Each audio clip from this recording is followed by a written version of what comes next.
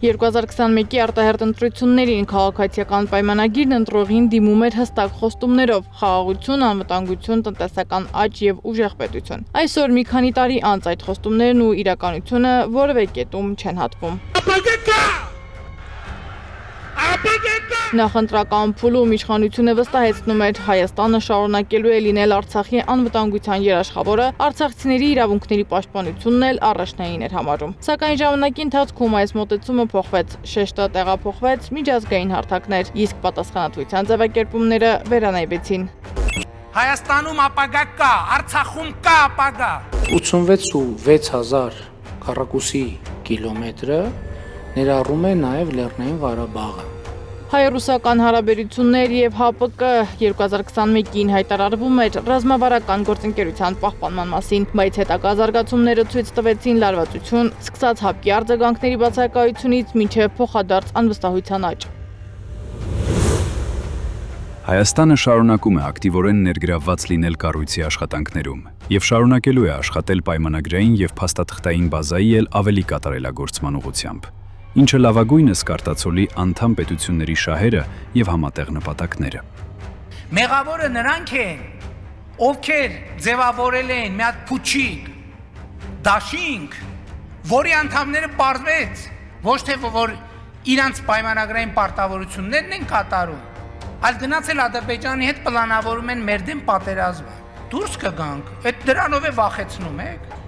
ԵԱՀԿ Մինսկի խումբ նախընտրական շրջանում այն ներկայացվում էր Արցախի հարցի կարգավորման հիմնական ձևաչափ։ Այսօր կառույցը փաստացի այլևս չկա, լուծարվեց Հայաստանի համաձայնությամբ, իսկ Արցախը ճանաչվել է Ադրբեջանի կազմում։ Ռուսաստանի Դաշնության նախագահի հետ բանակցությունների հաջորդ արդյունքը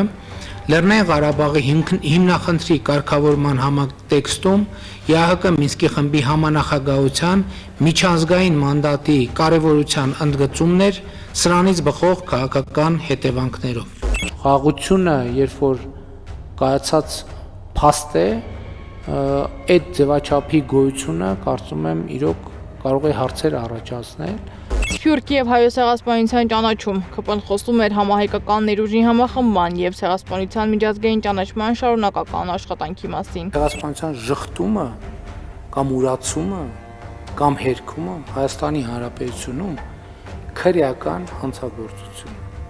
քրեական օրենսգրքով նախատեսված արարք։ Ցեղասպանության փաստը անքննելի է եւ անժխտելի։ Մենք հայոց ցեղասպանության պատմությանն էլ պետք է վերադառնանք, պետք է հասկանանք լավ ինչ է տեղի ունեցել եւ ինչու է տեղի ունեցել։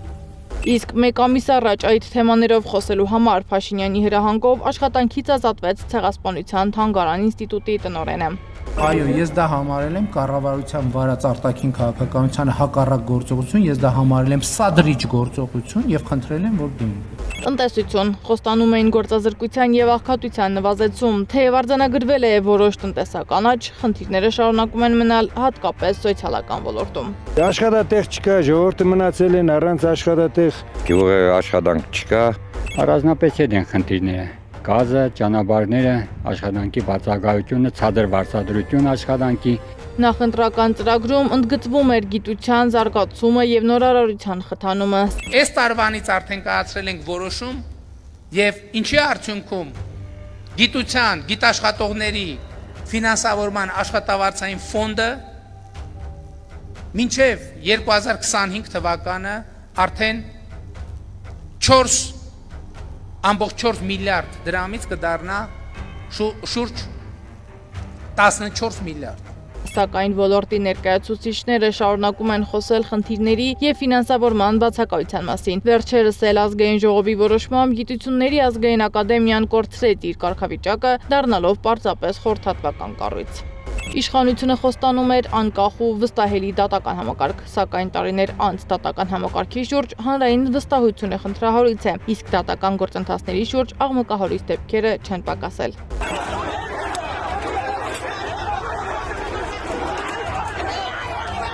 Այսպիսով 2021-ի առանցքային խոստումները անվտանգությունից մինչև տնտեսություն այսօր կամ ամբողջությամբ չեն իրականացվել կամ էապես փոխվել են ճանապարհին, իսկ նոր ընտրությանն ընդառաջ չկատարված խոստումներին ավելանում են նորերը։